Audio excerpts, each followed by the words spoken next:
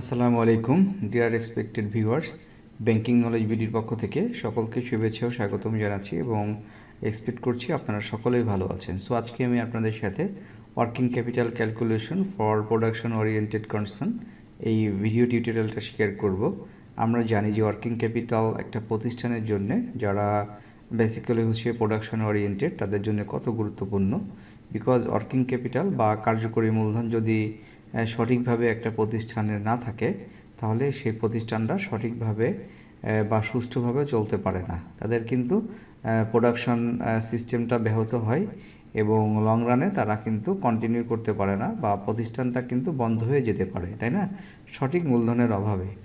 এই কারণে ব্যাংকিং ইন্ডাস্ট্রিতে যারা আমরা আছি, ব্যাংকার বা নন ব্যাংকিং ফিনান্সিয়াল ইনস্টিটিউট যারা আছেন, তারা ক্রেডিটের সাথে রিলেটেড বা ক্রেডিটের সাথে জড়িত, লোন দিয়ে থাকে। সো এই ধরনের প্রতিষ্ঠানের ক্ষেত্রে আমরা কিন্তু ওয়ার্কিং ক্যাপিটালটা অ্যানালাইসিস করি যে কী পরিমাণ কার্যকরী মূলধনটা লাগবে যেন সঠিকভাবে এই প্রতিষ্ঠানটা চলতে পারে। এবং এই প্রতিষ্ঠানে যারা ওনার আছেন বা মালিক আছেন, অ্যাট দ্য সেম টাইম তাদেরকেও কিন্তু নলেজ রাখতে হয় বা জ্ঞান রাখতে হয় যে তাদের একটা প্রতিষ্ঠান সঠিকভাবে চালাতে গেলে তাদের কি পরিমাণ টাকা লাগবে। ওকে, সেই বিষয়টাই আজকে আমরা দেখব এবং আমরা একটা ক্যালকুলেশনের মাধ্যমে একটা প্র্যাকটিক্যাল ম্যাথ সমাধান করব। দেন আমাদের আন্ডারস্ট্যান্ডিং লেভেলটা ডেফিনেটলি সহজ হবে যে কিভাবে একটা প্রোডাকশন ওরিয়েন্টেড ক্ষেত্রে ওয়ার্কিং ক্যাপিটাল ক্যালকুলেশন করতে হয়। সো এখানে দেখেন, এখানে আছে যে আপনার delta company presently opening at 60% level producing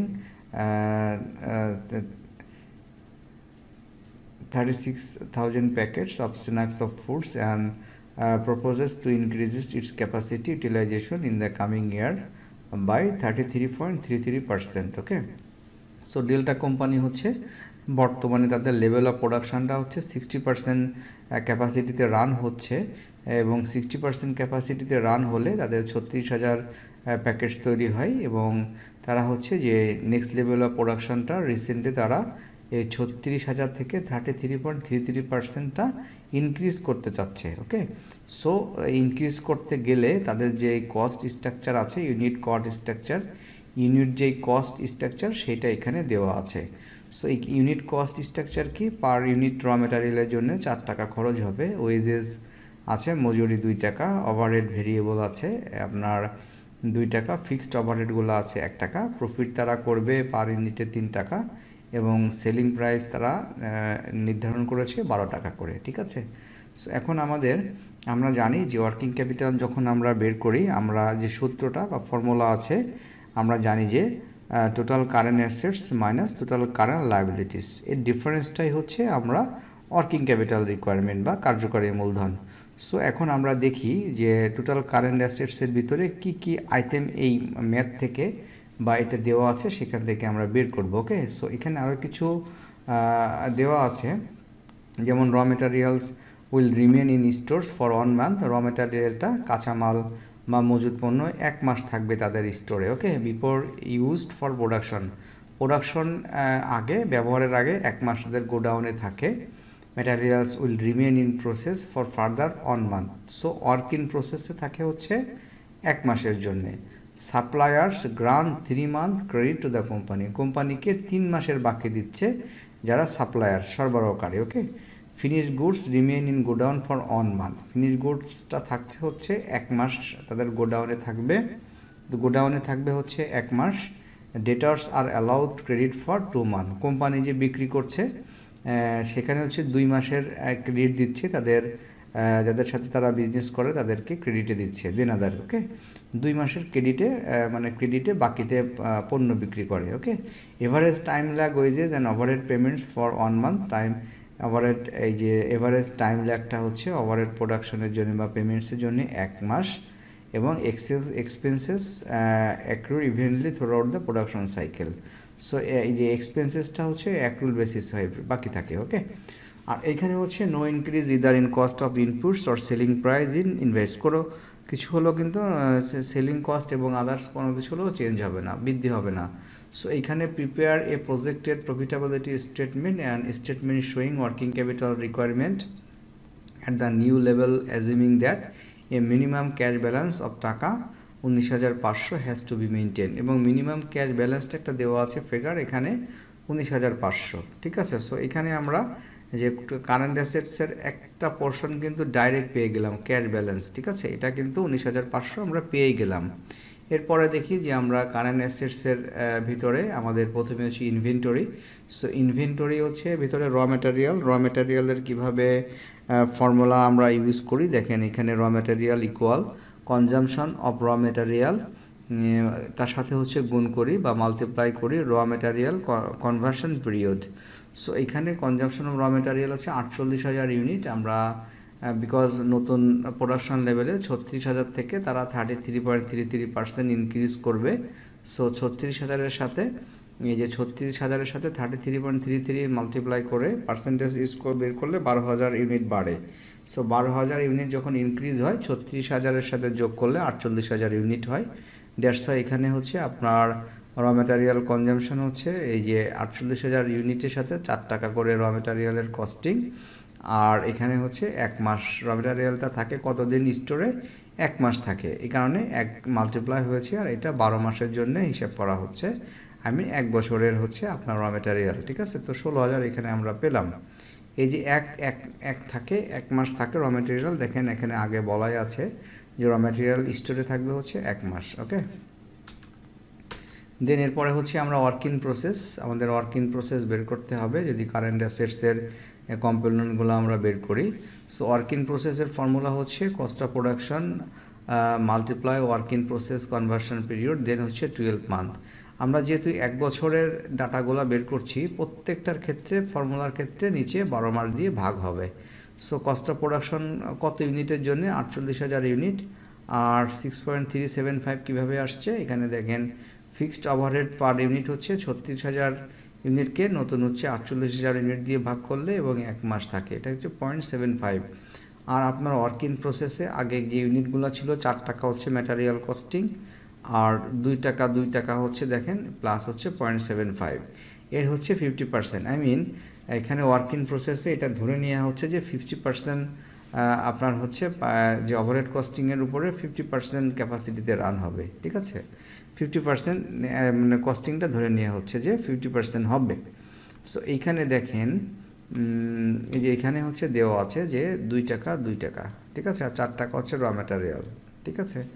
এই কারণে এইখানে আপনার যখন কোনো একটা প্রোডাকশান ইউনিটের আপনারা ওয়ার্কিং প্রসেস ক্যালকুলেট করবেন, যদি সরাসরি আপনার যদি দেওয়া না থাকে যে ওয়ার্কিং প্রসেসে হচ্ছে 50% ক্যাপাসিটিতে বা 50% হচ্ছে কস্টিং বা 60% এরকম যদি না দেওয়া থাকে নর্মালি এটা ধরে নেওয়া হয়, একটা অ্যাজিউম করা হয়, এখানে 50% অ্যাজিউম করা হয়েছে।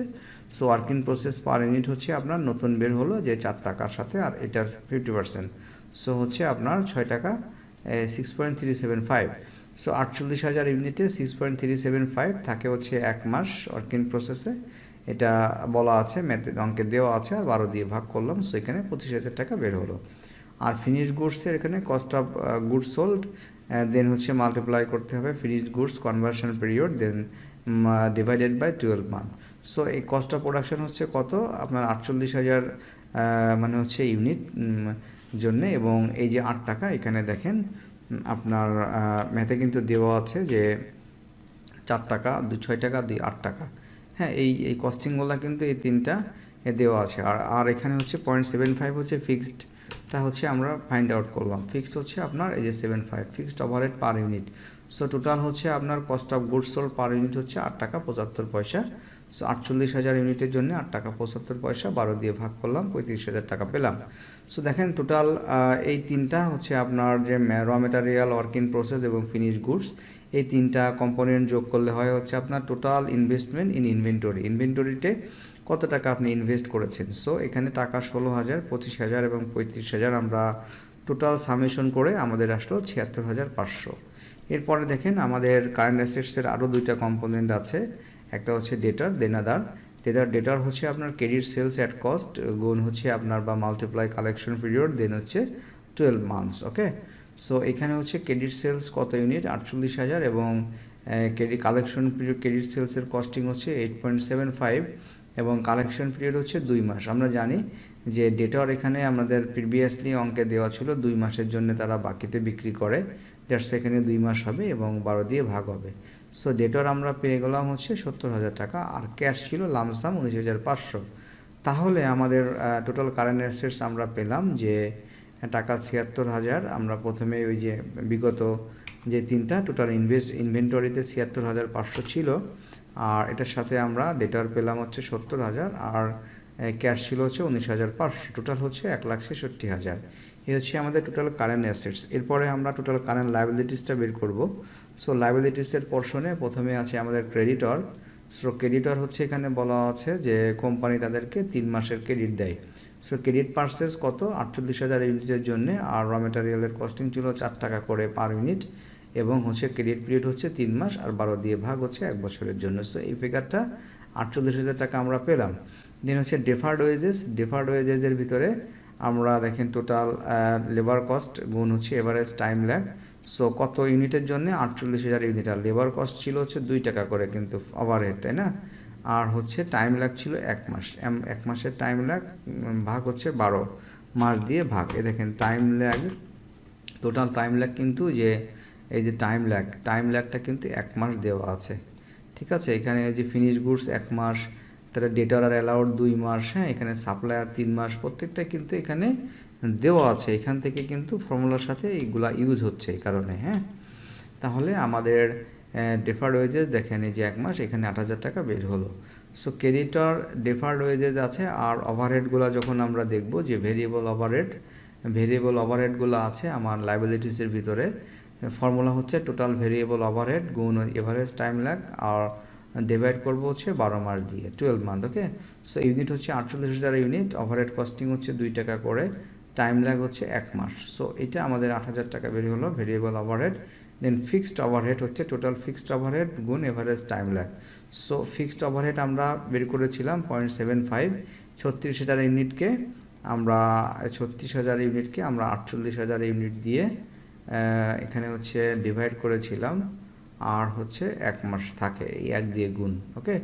সো 0.75 আমাদের এসেছিল এইখানে হচ্ছে। তাহলে আমাদের ফিক্সড ওভারহেড 48,000 ইউনিটের জন্য 0.75, টাইম ল্যাগ হচ্ছে 1 মাস, 12 দিয়ে আমরা ভাগ করলাম, দেন হচ্ছে আমাদের 3,000 টাকা। সো টোটাল লায়াবিলিটিস এখন আমাদের আসলো যে 48,000, 8,000, 8,000, 3,000 এবং মানে হচ্ছে টোটাল হচ্ছে 1, 2, আর যে কম্পোনেন্টগুলো 1, 2, 4টা কম্পোনেন্টসে 67,000 টাকা। দেন তাহলে আমরা টোটাল অ্যাসেটস এবং টোটাল লায়াবিলিটি যখন পেয়ে গেছি, তখন আমাদের ওয়ার্কিং ক্যাপিটাল আমরা জানি total asset minus total liabilities. So total asset ছিল 1,66,000 এবং টোটাল লায়াবিলিটিস হচ্ছে অনলি 67,000। দেন আমরা 99,000 পেয়ে গেলাম, ঠিক আছে? সো এইভাবে করেই কিন্তু আপনারা যারা প্রোডাকশন ওরিয়েন্টেড আছেন, ফ্যাক্টরি যাদের আছে, যারা মালিক, তাদেরকে কিন্তু এই ক্যালকুলেশনগুলো জানতে হবে যে আপনার প্রতিষ্ঠানের হচ্ছে কি পরিমাণ কার্যকরী মূলধন দরকার একটা প্রতিষ্ঠান সঠিকভাবে পরিচালনা করার জন্যে, এবং সেইভাবেই কিন্তু আপনার যদি ওয়ার্কিং ক্যাপিটালের শর্টেজ থাকে, আপনি কিন্তু মানে ব্যাংক বা ফিনান্সিয়াল অর্গানাইজেশনের কাছে আপনি অ্যাপ্রোচ করতে পারেন আপনার লোনের জন্যে। দেন ব্যাংক বা ফিনান্সিয়াল অর্গানাইজেশন আপনার অ্যানালাইসিস করে আপনাকে লোন দিবে, ওকে।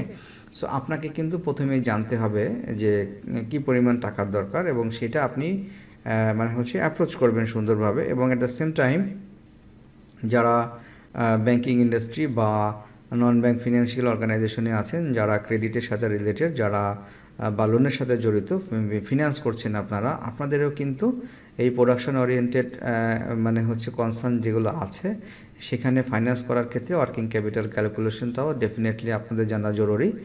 তা না হলে আপনারা যদি কার্যকরী মূলধন কম দেন, তাহলে কিন্তু সেই প্রতিষ্ঠানটা সঠিকভাবে চলতে পারবে না, এবং যদি অ্যানালিসিসটা আপনারা ওভার করে ফেলেন, কিন্তু ওভার ফাইন্যান্স হয়ে গেলে ফান্ড ডাইভার্ট হবে, দুই দিকেই কিন্তু রিস্ক থাকবে এবং ক্রেডিট রিস্কটা অ্যারাইজ হবে। So that this video tutorial is very much important for the banking sector, at the same time owner of the factory production oriented concern. So আমার রিকোয়েস্ট থাকবে যে আমার ভিডিওটি যদি ভালো লেগে থাকে ডেফিনেটলি ভিডিওটিতে বেশি বেশি লাইক দিবেন, কমেন্টস করবেন আর শেয়ার করতে ভুলবেন না।